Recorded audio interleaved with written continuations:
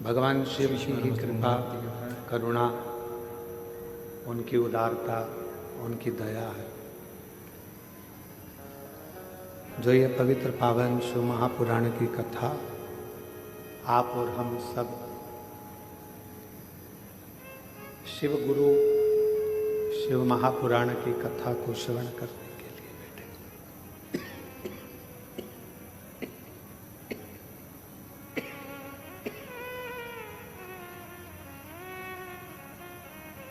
शिव गुरु शिव महापुराण की कथा को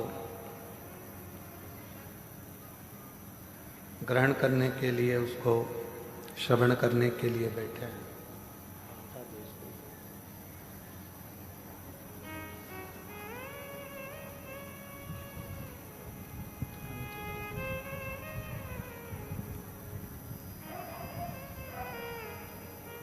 एक अंश मात्र भी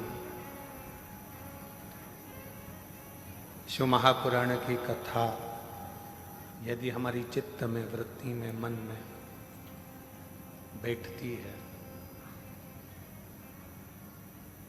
तो स्वयं तुमरुका जी चंचूला देवी से कहते हैं कि इस कथा का जो तत्व है, इस कथा का जो रस तत्व है, वह हमारे जीवन को सार्थक कर देता है।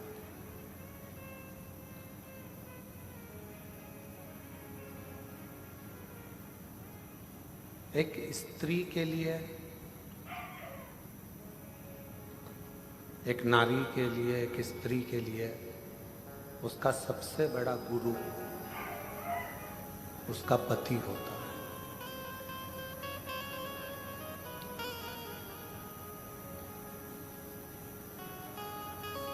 अगर कोई तुमसे पूछे कि एक स्त्री का, एक नारी का सबसे बड़ा गुरु कौन होगा, तो वो उसका पति होगा।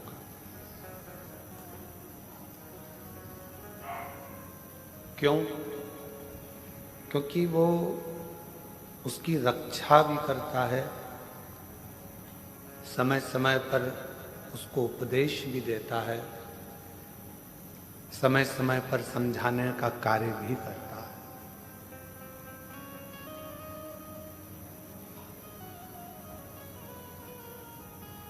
पर यदि कोई गलत व्यसन में डूबा हुआ है, गलत तरीके से व्यवहार कर रहा है, गलत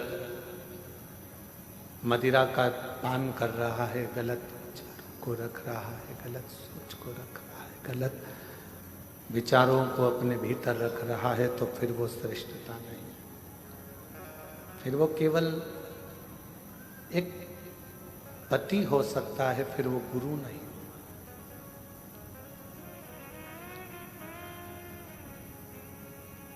शिव गुरु, शिव महापुराण की कथा कह रही है कि शंकर भगवान मां सती के भी गुरु के पद को लिए। शिव जी ने मां पार्वती जी के भी गुरु पद को लिया है। और जैसे एक गुरु समय समय पर उपदेश भी देता है तो परीक्षा भी लेता है।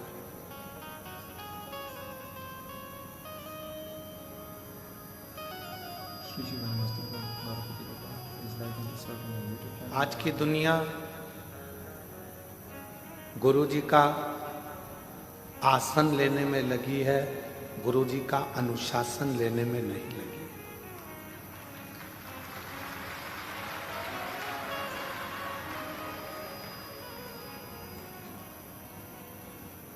आज के ज़माने में ये सोचा जाता है कि गुरु का आसन कब खाली हो, गुरु जी ऊपर जाएं और हम आसन पर बैठ जाएं।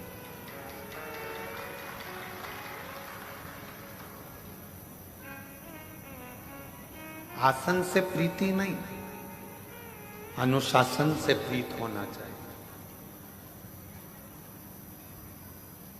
यदि गुरु जी के बतलाए हुए अनुशासन पर आप चल रहे हो, गुरु जी ने कह दिया कि ऐसा मत करो, मत करो। गुरु जी ने बोल दिया ऐसा करो, कर।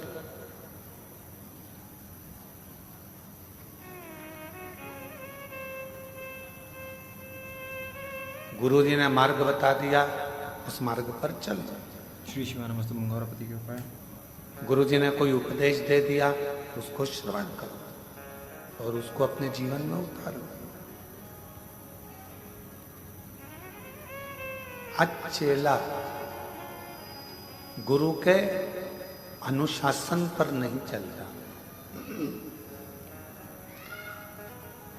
आज चेला गुरु जी के अनुशासन पर नहीं है। आज शिष्य गुरु के अनुशासन पर नहीं।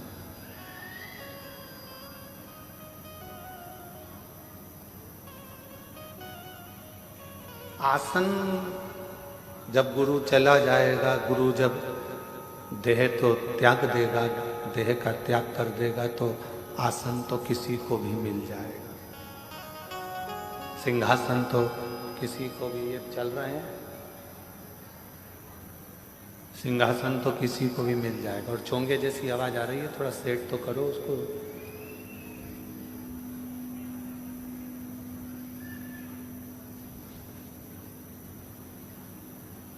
आसन किसी को भी मिल सकता है, किसी को भी प्राप्त हो सकता है, पर गुरु के बतलाए हुए अनुशासन पर, बेस कम करो, गुरु के बतलाए हुए अनुशासन पर जब हम चलते हैं तो ये निश्चित है, केवल गुरु का आसन ही नहीं, कहीं ना कहीं भगवान सद्गुरु की कृपा हो जाती है और ऐसा सिंहासन मिल जाता है कि फिर आसन की कोई कामना ही नहीं।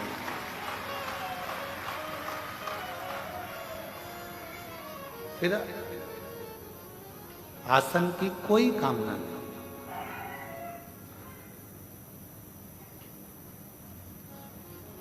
और फिर निवेदन करेंगे, शिव महापुराण की कथा कहती है कि पार्वती जी को भगवान शंकर ने एक गुरु बनकर अमरनाथ की गुफा में बैठकर ज्ञान उपदेश दिया। मां सती को शिवजी ने जब कुंभज बाबा के यहाँ से कथा श्रवण कर आ रहे थे, तो कथा सुनकर आते समय बीच में रुककर ज्ञान उपदेश दिया है। एक श्रेष्ठ पति का सबसे बड़ा लक्षण ही ये है कि उसको कभी ना कभी एक समय ऐसा लेना चाहिए जिसमें वो अपना गुरु पद निभा सके।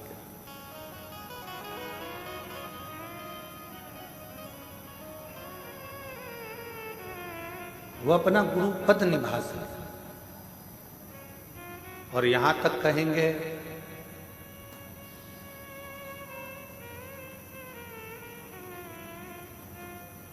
यदि मृत्यु लोक में एक नारी का शरीर मिला है, स्त्री का शरीर मिला है, पीछे के चोंगे होन खोलो भाई, पीछे के। अगर नारी का शरीर मिला है, स्त्री का शरीर मिला है, तो इतना जरूर कहेंगे कि नारी के शरीर में अगर ये शरीर आपको स्त्री का मिला है, तो नारी के शरीर में एक घर की सास के, घर के बुजुर्ग के और एक पति के चरण छूना चाहिए। बाकी के जगत में कोई भी हो, किसी के नहीं छूना चाहिए। कोई अच्छा विद्वान संत होगा, विद्वान गुरु होगा, तो वो अपने चरण कभी नहीं छूने देगा।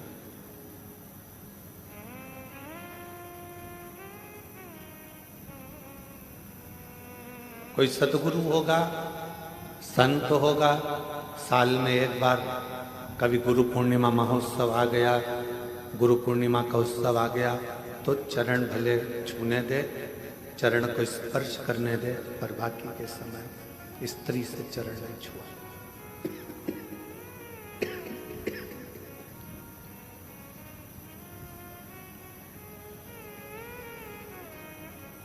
पति को गुरु मानना। श्री शिवानमस्तु मंगौरापति के उपाय। आप उसके चरण का स्पर्श करें।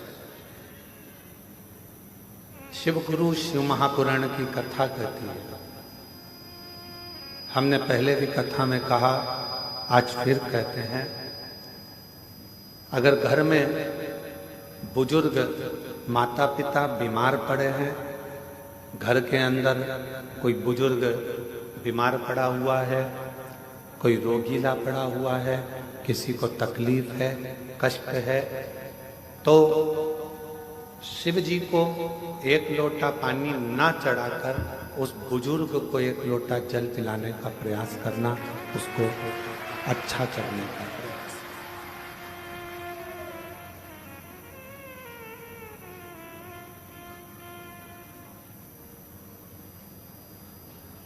आज के जमाने में सबसे बड़ी परेशानी एक ही है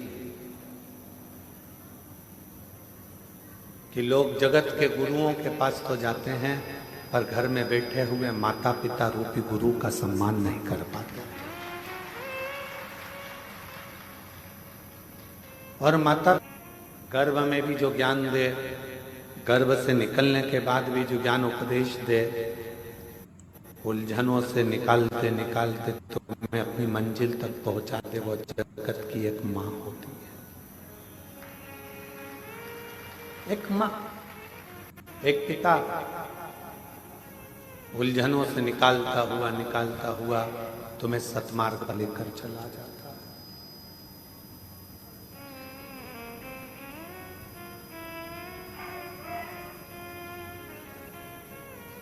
कई लोग कहते हैं कि बताओ, उनकी बहू ने हमारे पाँव नहीं छुए, उनकी बहू ने हमारे पाँव नहीं पड़े, चरण प्रणाम नहीं करा। जेठ के पाँव छूना है, थोड़ा दूरी से, चरण का स्पर्श नहीं होना चाहिए। नंदोई के पांव छूना है, चरण यहां है, थोड़ा दूरी से, चरण का स्पर्श नहीं होना चाहिए।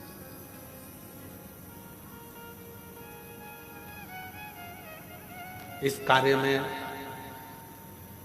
मैं राजपूतानाओं को, राजपूतों की घर की बहुओं को बहुत बहुत साधुवाद देना चाहूंगा इस कार्य को।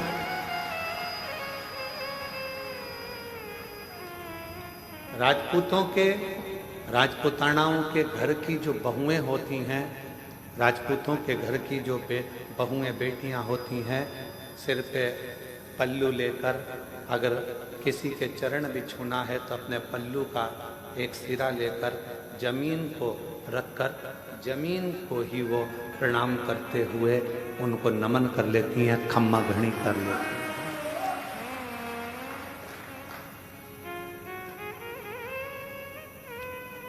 उन्होंने जमीन को हाथ लगाया, खम्मा घड़ी करा, प्रणाम करा, नमन करा।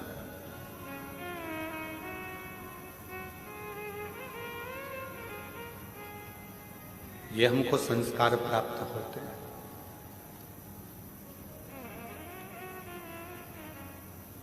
कितना भी विद्वान कोई पुरुष क्यों ना हो, कोई संत, साधु, सन्यासी, तपस्वी, साधक, उपासक, कितना भी विद्वान क्यों ना हो, उसको भी प्रणाम करना है तो थोड़ा दूरी से चरण का स्पर्श नहीं होना चाहिए। एक पति, दूसरा परमेश्वर, उसका चरण का स्पर्श तुम कर सकते। चरणों को छुओ, पर किसके?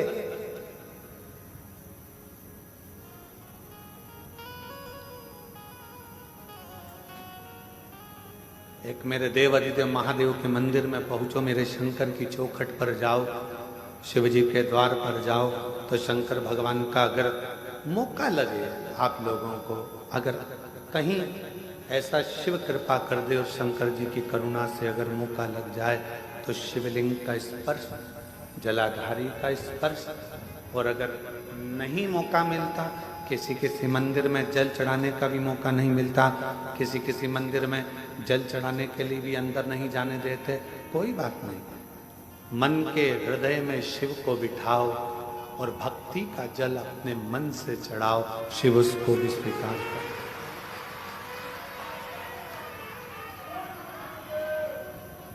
भक्ति का जल श्री शिवानमस्तु गौरपति के ऊपर हृदय से शिव स्वीकार करते, और यदि भक्ति नहीं है तो फिर वो तुम्हारा जल चढ़ाना व्यर्थ।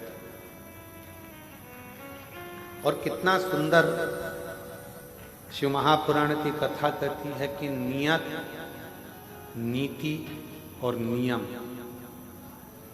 ये तीन चीजें। एक है तुम्हारी नियत, दूसरे नंबर पर है नियम, और तीसरे नंबर पर है नीति।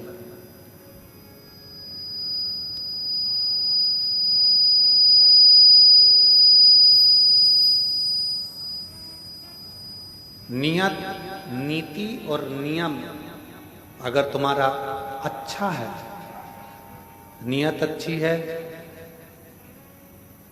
तुम्हारी नियत ऐसी नहीं है कि इससे काम निकाला बाद में लात मार दी, काम निकाला और बाद में धक्का दे दिया। अगर तुम्हारी नियत और तुम्हारी नीति, मतलब नीति से मतलब है कि तुम विचार कर कर बैठे हो कि मैं खुद भी गलत नहीं करूंगा और दूसरे को भी गलत नहीं करने दूंगा, तो ये तुम्हारी नीति श्रेष्ठ है। एक नियत को श्रेष्ठ रखिए, दूसरा नीति को श्रेष्ठ रखिए, और तीसरा नियम। अपने जीवन में एक नियम अवश्य, मुझे शंकर जी के मंदिर जाना है, एक लोटा जल चढ़ाना है, भगवान शिव के मंदिर जाना है, शिव की आराधना करना है, शिव की अर्चना करना है, शिव की चाकरी करना है, ये तुम्हारा नियम। भला हो बुरा हो जैसा भी हो, मेरा पति तो मेरा देवता है। तुमने नियम बना लिया कि मैं अपने पति के रोज चरण छूंगी, मैं अपने घर के बुजुर्ग का, घर के बड़ों का रोज चरण छूंगी। कोई एक नियम, पक्षी को दाना देने से लेकर चींटी को थोड़ा सा अन्न का भाग देना, पक्षी को दाना देना, मछली को दाना देना, गौ माता को रोटी देना, कुत्ता की रोटी निकालना, या अपने दरवाजे पर आए हुए अतिथि का सत्कार करना।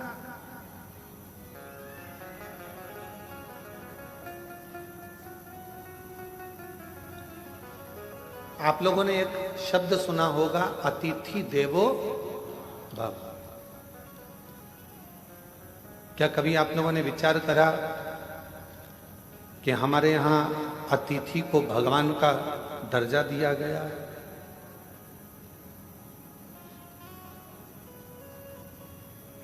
क्यों दिया गया? लिंग पुराण की एक कथा आती है, और लिंग पुराण की कथा में कहा गया कि अतिथि देवो भव। एक सुदर्शन नाम के मुनि हुए, ग्रस्त थे,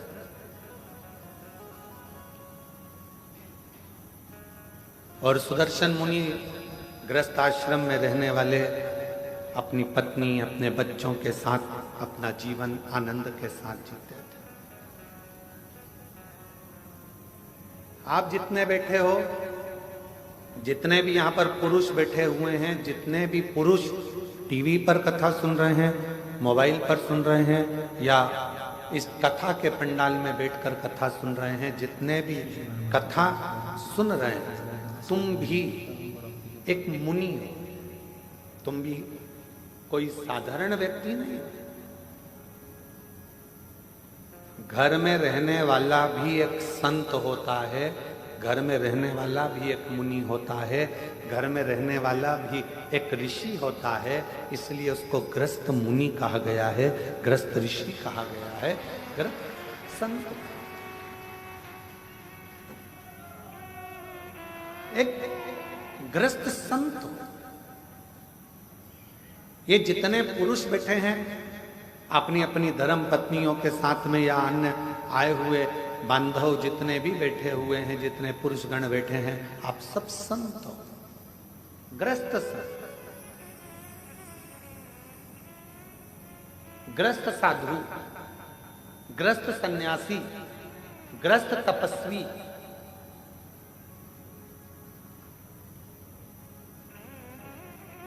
बाहर रहने वाला संत जो अपने घर को सब कुछ छोड़ देता है, वो नदी के तट पर, मंदिर में, एकांत में, कहीं वन में जाकर बैठ जाता है। वो एकांत में बैठ गया और वहां बैठकर उसने अपना तप, साधना, भजन, कीर्तन, स्मरण वहां किया। पर घर में रहने वाला एक पुरुष अपने बच्चों का भी पालन कर रहा है, पत्नी का भी पालन कर रहा है, माता पिता का भी थोड़ा ध्यान रखकर उनकी भी औषधि, दवाई, गोली सब करवा रहा है, और साथ में कमाने भी जा रहा है, और आते जाते समय मुख से राम नाम, कृष्ण नाम, शिव नाम, श्री शिवाय नमस्तुभ्यम कह रहा है। समझ लो वो संत ही है, साधु। एक सुदर्शन नाम के मुनि ग्रस्त थे। लिंग पुराण की कथा कहती है कि वो ऐसे मुनि थे, अपने बच्चों के लिए कार्य करते थे, परिवार को संभालते थे, पत्नी के लिए भरण पोषण के लिए कुछ थोड़ा बहुत मेहनत करते थे, और खाने पीने की व्यवस्था कर कर बच्चों की अच्छी परवरिश करना, एजुकेशन कराना, उनका ध्यान रखना, घर में बुजुर्ग हैं उन माता पिता के लिए औषधि की व्यवस्था करना, साथ में भगवान शंकर की भक्ति करना, भगवान शिव का स्मरण करना। अब एक दिन सुदर्शन मुनि की धर्म पत्नी ने सुदर्शन मुनि से कहा,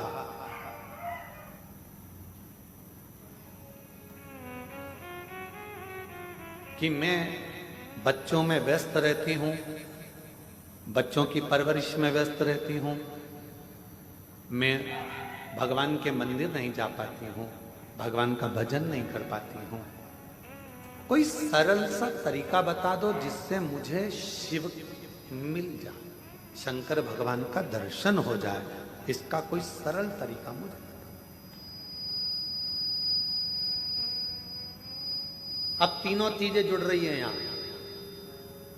नियत भी ठीक है, सुदर्शन मुनि की पत्नी नीति भी ठीक है कि मुझे किसी का बुरा नहीं करना है, मैं सत्मार्ग पर चलूं, और नियम अपने पति से पूछ रही है, कोई ऐसा बता दो कि मुझे मेरे शंकर भगवान का दर्शन, ऐसा नियम बता।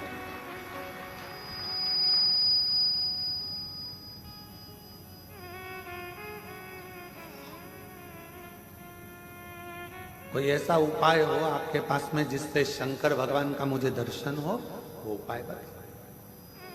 सुदर्शन मुनि ने कहा कि तुझे बच्चों से फुर्सत नहीं मिलती, दिन रात तू व्यस्त रहती है, भोजन बनाती है, माता पिता को खिलाती है, परिवार में रहती है, बच्चों की परवरिश करती है, थक जाती है, तुझे मैं क्या उपाय बताऊं। पर पत्नी ने जिद पकड़ ली, कोई ऐसा उपाय बताओ मुझे कि मुझे शिव मिले।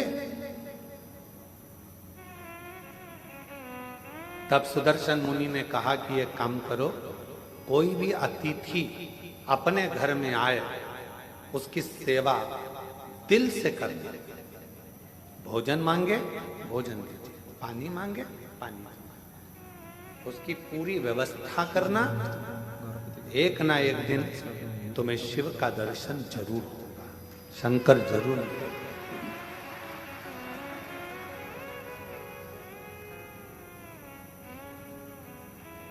मेरे बच्चे,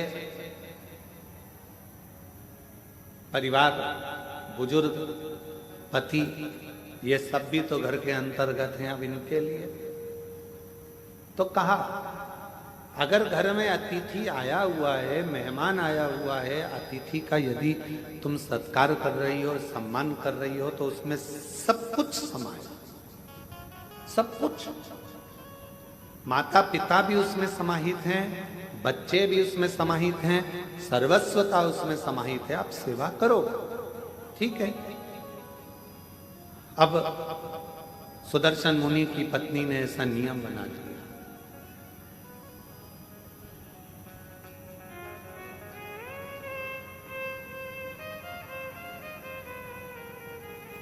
सुदर्शन मुनि की पत्नी ने ऐसा नियम बना लिया कि अब घर में कोई भी अतिथि आए उसका सम्मान करती है, उसका आदर करती है, उसका सत्कार करती है।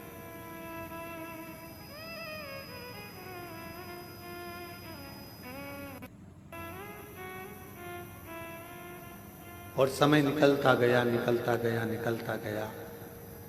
आज शंकर भगवान ने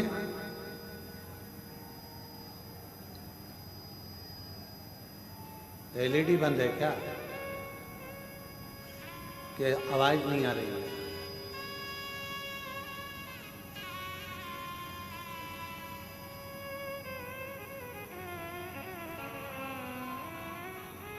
शंकर भगवान ने परीक्षा ली।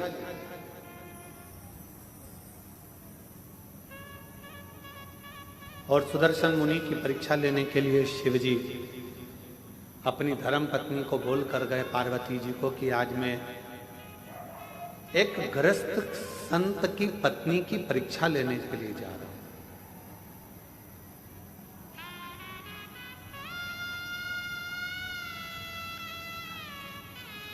एक जन को भेजिए ना, थोड़ा सा मालूम कर ले।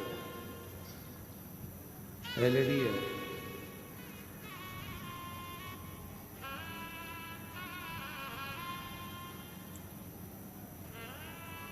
आज मैं जाकर एक गृहस्थ मुनि की, एक गृहस्थ संत की पत्नी की परीक्षा लेकर आया। और भगवान शंकर जाने लगे तो पार्वती जी ने उनको रोका। आप जा तो रहे हो, बहुत भोले हो, मैं जानती हूं कि तुम जाओगे और अगर उसने तुम्हारी सेवा करी, परीक्षा में वो पास हो गई तो तुम कुछ ऐसा वैसा देकर मत आ जाना।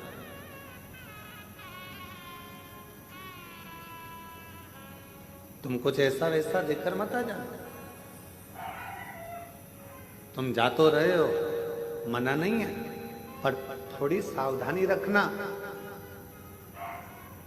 जिस पत्नी का पति बहुत भोला होता है ना, पत्नी अगर मायके भी लेकर जाती है तो साथ लेकर जाती है, शादी में भी जाती है तो साथ जाती है।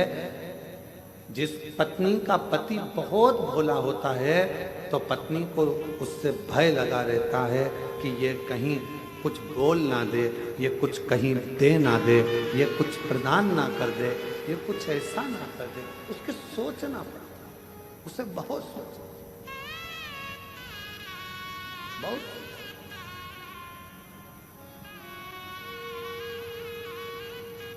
और शंभु शरणे मांगू घड़ी दुख काटो, दया करी न दर्शन हो।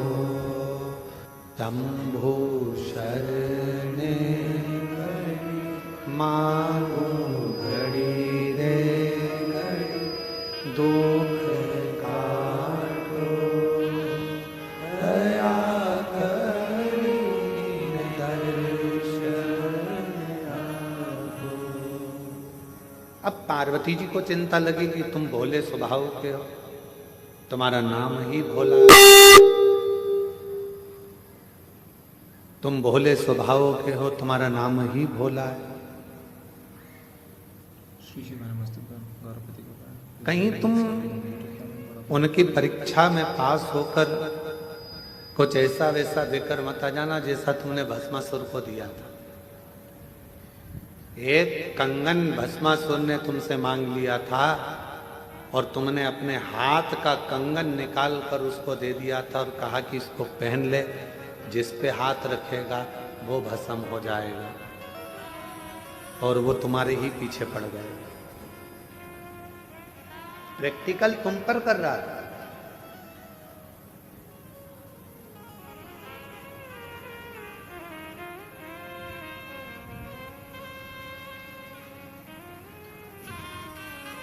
आज के समय में उपदेश देना बहुत सरल है। गूगल पर सर्च करना, यूट्यूब पर निकालना, ढेर सारे मोटिवेशन स्पीच देने वाले मिल जाएंगे और मालूम पड़ता है कि वो खुद भी डिप्रेशन में पड़े रहते हैं। आज के समय में उपदेश देना सरल है, पर उस उपदेश को अपने ऊपर धारण करना दुनिया का सबसे कठिन काम।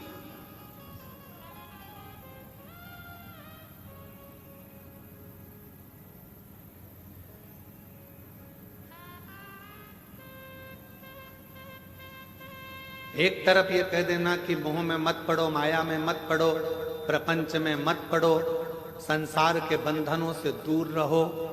दूसरी तरफ अपने मोबाइल पर देखते रहना कि अपनी कितने फॉलोवर्स जुड़े हैं, अंदाजा लगा कठिन। यदि आप संत हैं, साधु हैं, सन्यासी हैं, तपस्वी हैं, साधक हैं, उपासक हैं, तो फिर आपको विरक्ति का भाव आना चाहिए आपके अंदर, कामक्ति का नहीं। कितना जुड़ा, कितना प्राप्त हुआ, कितना लिया, कितना दिया, कितना करा, उससे मतलब।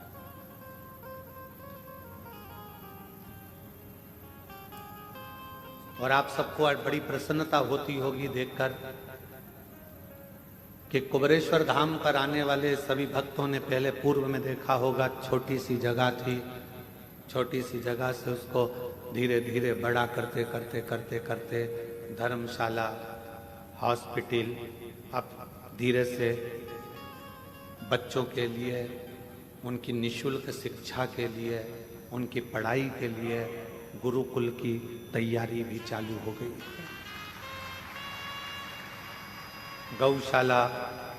गौशाला के बाद में एक पास में नंदीशाला की, जो गाय के बछड़े होते हैं, बैल, उनको लोग काटने के लिए भेज देते हैं, तो उन बैलों की रक्षा के लिए नंदीशाला की व्यवस्था।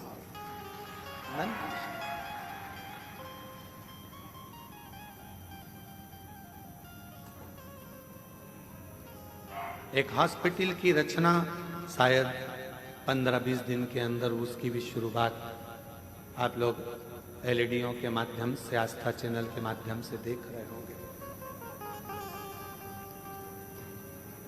जो यात्री आते हैं उनको कोई तकलीफ ना हो, उनको कोई कष्ट ना हो, उनका निःशुल्क सारा इलाज हो सके, उनके लिए हॉस्पिटल की रचना करिए।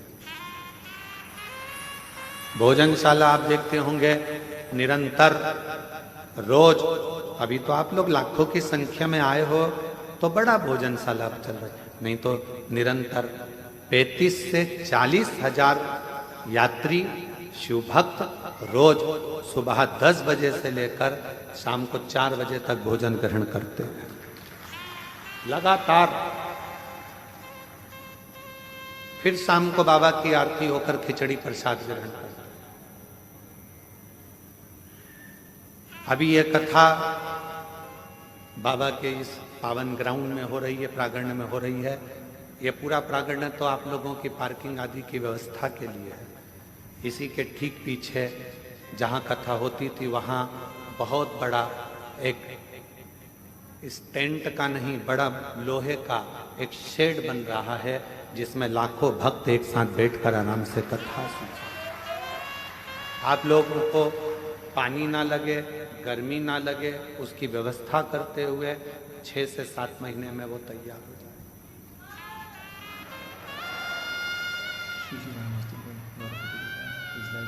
होम्योपैथिक औषधि केंद्र, आयुर्वेदिक औषधि केंद्र और सारी व्यवस्था कुबेरेश्वर धाम पर आप लोगों को निःशुल्क मिल सके, उसकी पूरी तैयारी यहाँ करी जा रही है।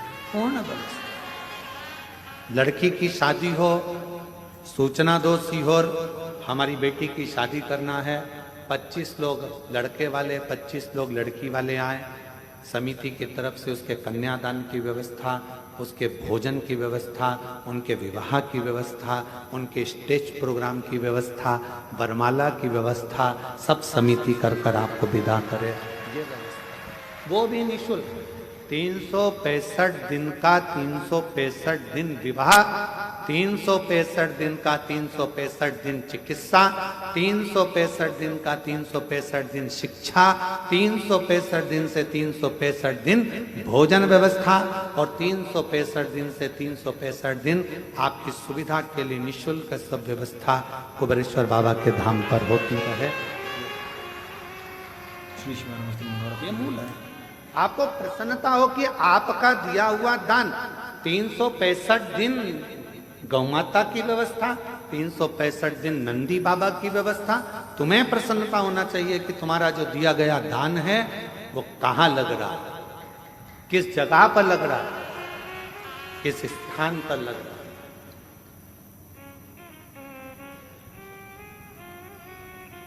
और तो और जो बच्चे पढ़ने में होशियार हैं और फीस जमा नहीं कर पाते तो उनके फीस की व्यवस्था भी विठलेश सेवा समिति पूरे भारत में कर रही है, केवल मध्य प्रदेश नहीं, पूरा भारत। कोई भी प्रदेश होता है, सूचना मिलती है, उसकी व्यवस्था करी। शिव है तेरा तुझको अर्पण, तेरा है तुझे समर्पण। हमारी माता ने तो हमको जन्म दिया था तो हमारे पास में बिछाने के लिए हमारी माँ के पास में गोदड़ी भी नहीं थी। तुलसी के क्यारे के नीचे जन्म हुआ था और तुलसी के क्यारे के नीचे जन्म हुआ था। हमारी माता का हाथ पकड़कर खींचकर हमारी ताई लेकर कक्ष में गई। बिछाने का सामान नहीं था तो जो मुरमुरा होता है, क्या बोलते हैं उसको, परमल, मुरमुरा, पोहे की लाई जो प्रसाद में खाते हो, मुरमुरा, उसका टाट पड़ा हुआ था बोरा जिस पर हमारा जन्म हुआ। उस बोरे पर जन्म हुआ है और मृत्यु के समय पर भी कोई राजसी ठाट नहीं। यही मानव का शरीर ऐसे ही छूट कर चले जाना है, इसलिए आपका आप में ही लगा कर जाना है कि आप लोगों की जिंदगी के साथ श्रेष्ठ।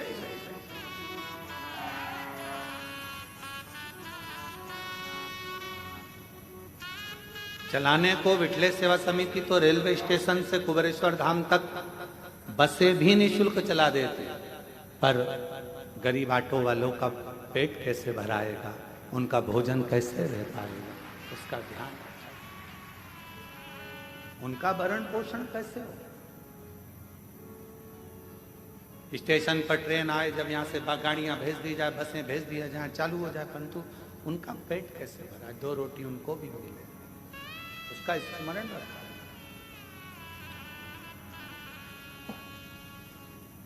शिव भक्ति को धारण करो।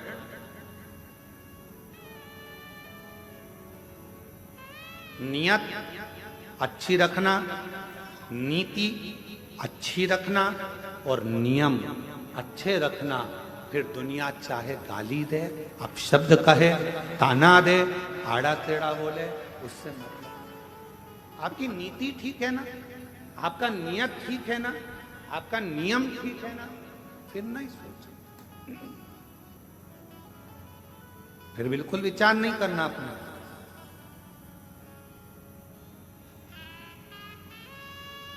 हमारे सीहोर के कई हॉस्पिटल हैं जिसमें वेंटिलेटर तक नहीं है, पर कुबेरेश्वर धाम का जो हॉस्पिटल बना है उसमें ढेरों सारे वेंटिलेटर तक लगाए गए हैं, जिससे किसी को दिक्कत ना, किसी को तकलीफ, किसी को कष्ट ना।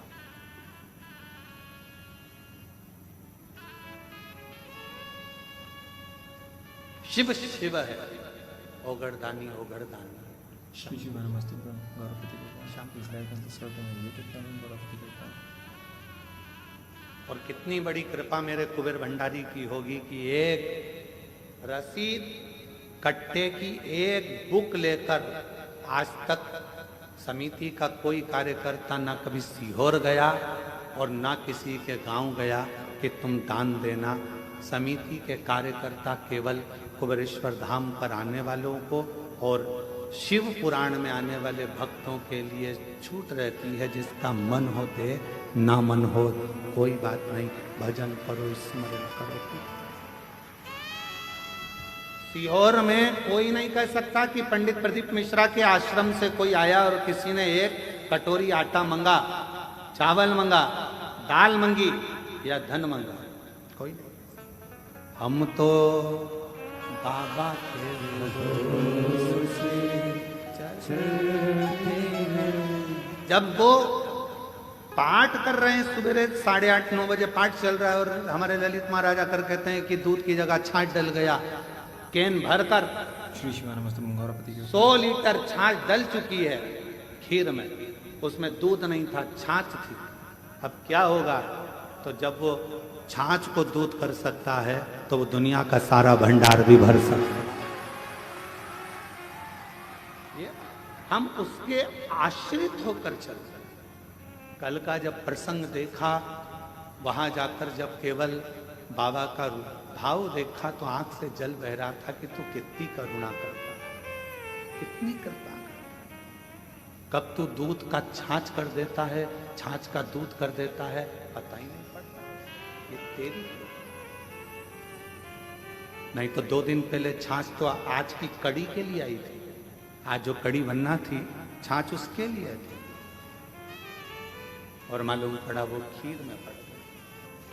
और तेरी कृपा का क्या है भरोसा, कब किस पर हो जाए, जरा सी हम पर कर दो, जरा सी हम पर कर दो। जिस पर भी हो गई तेरी करुणा कृपा हो, भव पार हुआ, भव पार हुआ।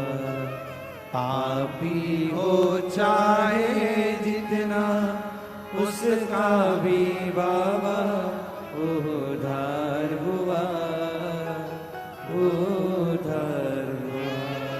गिद्ध अजामिल गणिका जैसे तेरे मन को भा, जरा सी हम पर कर दो, जरा सी हम पर कर दो। तेरी कृपा का क्या है भरोसा, कब किस पर हो जाए, जरा सी हम पर कर दो, जरा सी हम पर कर दो। अपनी नीति सही रखना, अपनी नीयत सही रखना और अपना नियम सही रखना। फिर दुनिया कुछ भी कहे, आग लगे बस्ती में, अपन रहो मस्ती में।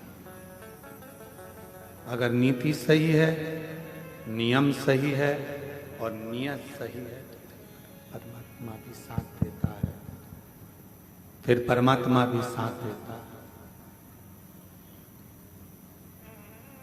सुदर्शन मुनि की धर्म पत्नी ने कहा कि मैं मुझे नियम तो नियम भेजा, अतिथि देवो, अतिथि का शिव मिलेगा इसमें, क्यों?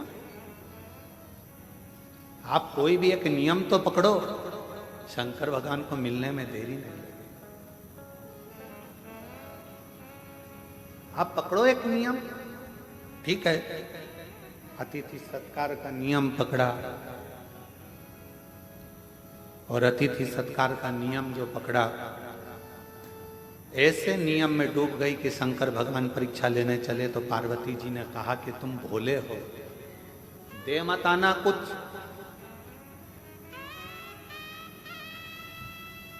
और भोला जो होता है ना, उसके साथ भोलेनाथ हर पल होता है, हर पल। कुछ दे मत आना, ठीक है, अब मुझे जाने तो दे। पत्नी ने, माता पार्वती ने प्रसन्न चित्त से अपने पति को भेजा। एक दरिद्र का वेश बनाकर, बड़ा तन पर कपड़े फटे हैं, भिक्षुक का वेश बनाकर आवाज लगाई सुदर्शन मुनि के दरवाजे पर, माता भिक्षाम दे, भूख लगी, कुछ भाग मिले मुझे तो अच्छा है। सुदर्शन मुनि की पत्नी ने दरवाजा खोला।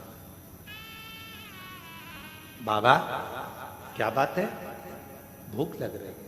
बाबा अभी तो मैंने भोजन नहीं बनाया, पर अगर आप थोड़ी देर बैठोगे ना बाबा तो मैं भोजन बना दूंगी। बाबा कहते हैं मैं बैठता हूं, तुम बनाओ। बाहर बैठने लगे बाबा। अंदर सुदर्शन मुनि की पत्नी ने उनको अंदर आसन लगाकर बिठा दिया। द्वार बंद करा। अंदर अतिथि भोजन बना रही है, गुनगुना रही है भगवान के नाम। क्या देखा? भोजन बनकर तैयार हुआ, इसमें एक रोटी बनकर अलग रखा दी गई। किसकी रोटी है? गाय। रोटी अलग रखा। खूब हंसे भोलेनाथ, खूब डट के हंसे। गुस्सा आया थोड़ा सा सुदर्शन मुनि की पत्नी को कि हमारे घर भोजन करने आए और तुम हंस रहे हो, क्यों? सुदर्शन मुनि के दरवाजे पर बैठे हुए अतिथि के रूप में भोलेनाथ ने कहा कि धन्य है देवी, आप धन्य हैं। माँ, आपने जो रोटी मेरे लिए बनाई उसकी साइज इतनी बड़ी है, और जो गाय के लिए रोटी बनाई वो इतनी सी।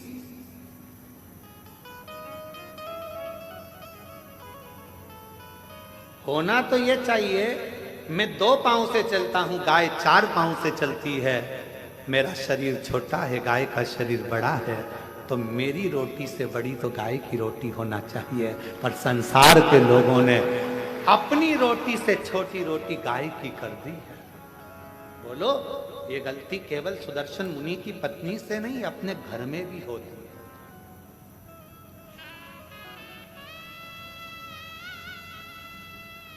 छोटी सी रोटी बना के डाल दी, गाय की है। अरे गाय की है तो जितनी बड़ी रोटी पति खाता है उससे दुगनी बड़ी तो गाय की होना चाहिए। जितनी पतली रोटी तुम पति के लिए बनाती है इससे दुगनी मोटी रोटी गाय की होना चाहिए, क्योंकि उसका शरीर बड़ा है, दिन भर चलती है, दिन भर फिरती है। सुदर्शन मुनि के दरवाजे पर मेरे विश्वनाथ, मेरे शंभु भिक्षुक का रूप रखकर खूब ठाका लगाकर हंसती है। पत्नी ने पूछा कि तुम मेरे घर भोजन करने आए और मुझे देखकर हंस रहा। शिव जी ने कहा कि ये रोटी तो बहुत छोटी है गाय की, रोटी तो बड़ी करो। पत्नी सुन रही थी सुदर्शन मुनि की। बाबा की बात सुनकर उसकी आंखों से जल भर गया। आज तक मैंने केवल कपट ही करा, बच्चों को ज्यादा खिलाया, पति को ज्यादा खिलाया, और गौ माता को केवल 1 रोटी, और वो भी छोटी सी।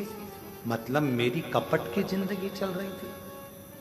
आज से हे अतिथि, तुम मेरे दरवाजे पर गुरु बनकर आए हो और तुमने मुझे उपदेश दिया है, उपदेश दिया है। आज से मैं कभी कपट नहीं करूंगी।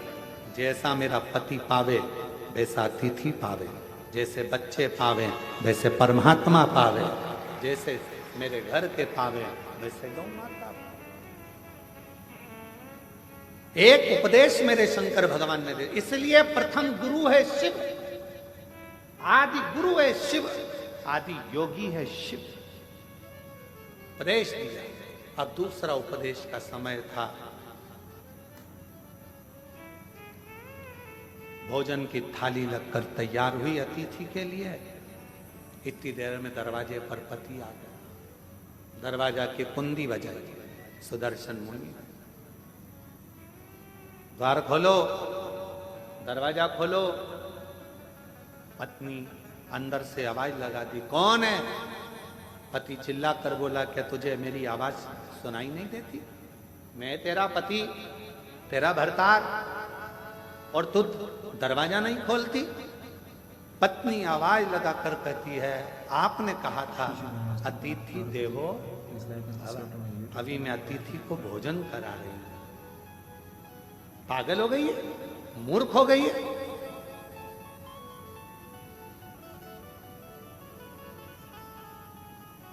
ना जाने किसको घर के अंदर बिठा कर रखा है,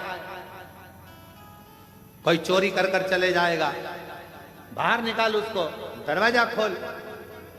इतने में पत्नी मुस्कुरा कर बोली, मैंने आपसे पूछा था तो आपने कहा था कि अतिथि तो भगवान का स्वरूप होता है, और मैंने आपको गुरु मानकर आपकी वाणी पर विश्वास कर लिया।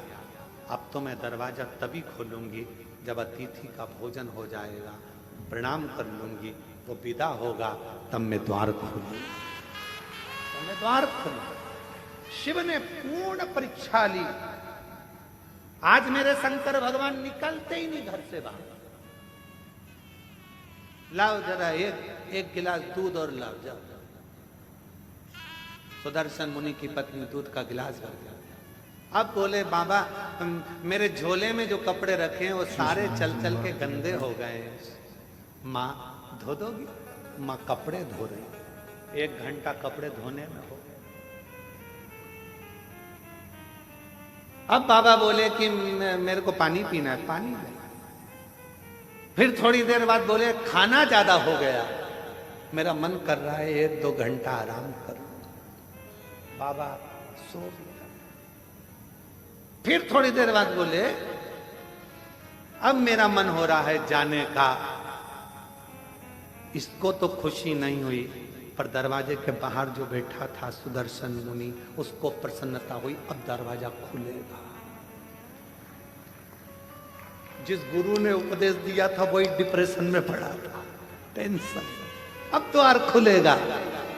तैयार हो गए, झोली टांग ली, सब कुछ हो गया, चलने की तैयारी थी। इतने में सुदर्शन मुनि की पत्नी से बाबा बोले, मेरे कपड़े लेकर आ जाओ। कपड़े लेकर आई तो सुदर्शन मुनि के पत्नी ने कपड़े दिए। जो कपड़े दिए तो बाबा बोले, अभी तो ये गीले हैं, जब तक सूखेंगे नहीं तब तक जाऊंगा। अभी गीले हैं, अभी नहीं जाऊंगा। लिंग पुराण की ये कथा है, बड़े प्रेम से अगर आप पढ़ेंगे तो 122 नंबर के अध्याय पर इसको प्राप्त करेंगे। बड़ा सुंदर सा। अब नहीं, कपड़े सूखेंगे नहीं तब तक जाऊंगा नहीं। बैठ गए। अब वो बाहर बैठा पति फिर बैठ गया बेचारा। संध्या होने लगी, शाम का समय होने लगा। सुदर्शन मुनि की पत्नी से बाबा बोले, देख के आओ कपड़े सूखे? हाँ बाबा सूख गए, ले आओ। लाए, झोले में भरे, जाने लगे। अब कहने लगे, माँ मन कर रहा है अब रात को कहाँ जाऊंगा, रात को कहाँ जाऊंगा। ये गांव तो मेरा परिचित भी नहीं है, जिस गांव के अंदर मैं जाऊं कोई मेरा पहचान वाला भी नहीं है, मैं कहाँ जाऊंगा। सुदर्शन मुनि की पत्नी ने कहा, जो आपकी आज्ञा हो, जैसा आपका मन करे वैसा आप करें। तो कहा, मैं पर पुरुष तुम पर नारी, एक कक्ष में रहना उत्तम नहीं है। मेरा मन है या तो मैं बाहर चले जाऊं या तुम चली जाओ। तो कहा, बाबा आप अतिथि हो, आप घर के अंदर रहो, मैं घर के बाहर चली जाती हूँ, मैं घर के बाहर चली जाती हूँ। सुदर्शन मुनि की पत्नी घर के बाहर चली गई। सुदर्शन मुनि अपनी पत्नी से कहे, तूने द्वार नहीं खोला? खोला तो था अभी हाल, तो वो अतिथि कहाँ है? का वो तो अंदर है, तू बाहर? हाँ। उसी ने कहा, रात्रि का समय है, पर नारी पर पुरुष एक जगह पर ठीक नहीं। भले तुम माँ हो पर स्थान बदला जाए, मुझे बाहर कर दिया। चलो अपन बाहर सो जाते हैं। पत्नी ने अपना बिछौना बिछाया, चैन की नींद सो रही, पर पति जिसने ज्ञान दिया था, अतिथि देवो भव, वो टेंशन में रात भर दरवाजे पर ही सोया, कुछ ले नहीं जाए, कुछ ले नहीं जाए। उपदेश देना सरल है, ज्ञान देना सरल है, ये कहना सरल है, मोह मत रखो, माया मत रखो, ये मत करो, वो मत करो, वो मत करो। ज्ञान उपदेश देने वाले ढेर सारे मिलेंगे। 24 घंटे मोबाइल पर देखो, कोई ना कोई उपदेश देता हुआ मिल जाएगा। ये मत कर लेना, एकादशी पर ये दोष मत कर लेना, प्रदोष के दिन ये गलती मत कर लेना, शिवरात्रि पे ये गलती मत कर लेना, सावन का महीना चालू हो रहा है, शंकर जी को ये मत चढ़ा देना, शंकर जी को वो मत चढ़ा देना, शंकर जी की पूजन ऐसे कर लेना, वैसे कर लेना। लोग डराएंगे, धमकाएंगे। सावन भी तुम्हारा है, शिव भी तुम्हारा है, तुम्हारे दिल में आए वैसी पूजन करना।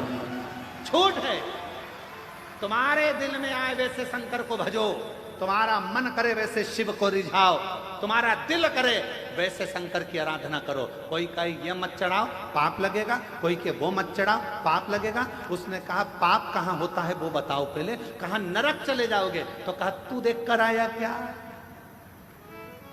हमारे पड़ोसी गए अभी तक नहीं आए, बताया ही नहीं कि नरक है कि स्वर्ग है। जो जाता है वो बताता नहीं है कि मैं स्वर्ग में हूं कि नरक में हूं। इसलिए ये सब मेरे को मना सिखाओ। मेरा शंकर मेरा है, अड़भंगा मेरा है, शिव मेरा है। जल चढ़ाऊंगी तो भी मुझे स्वीकारेगा, नहीं चढ़ाऊंगी तो भी स्वीकारेगा, क्योंकि मेरा बाप है, शंकर है, शिव है, उसमें भ्रम नहीं, मुझे भ्रमता नहीं। मैं आडंबर में पड़ने वाली नहीं। कोई ने कहा ये मत चढ़ाओ, कोई ने कहा वो मत चढ़ाओ, कोई ने कहा ऐसा मत करो, कोई ने कह दिया वैसा मत करो, कोई ने कहा ये कर देना तो ऐसा हो जाएगा, कोई ने कहा वैसा कर देना तो वैसा हो जाएगा। अरे हम तो बाबा के भरोसे चलते हैं, हम तो बाबा के भरोसे चलते हैं। आडंबर से भी उपदेश देना सरल है, कहना सरल है, ऐसा मत करो, ऐसा मत करो,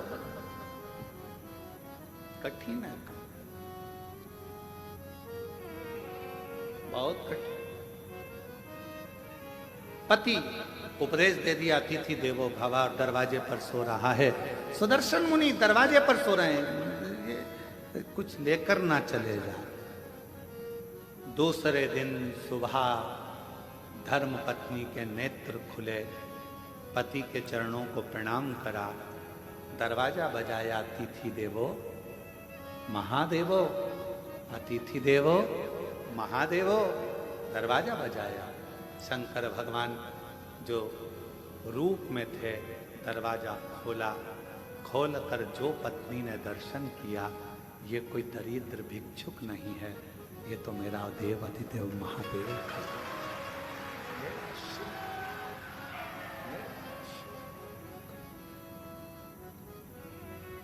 क्या देखा?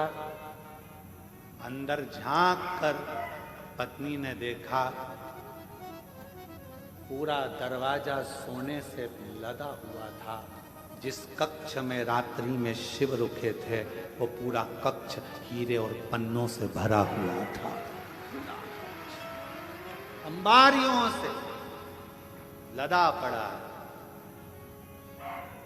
पति को जगाने के लिए पत्नी गई, इतनी देर में मेरा देव अधिदेव महादेव चला गया, शंकर गया।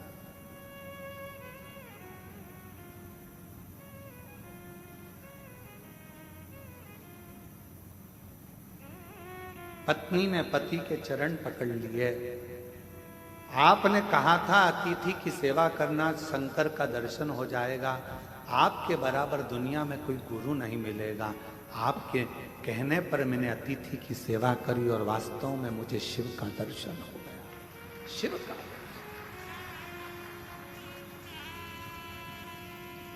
मुझे शंकर भगवान का दर्शन हो गया।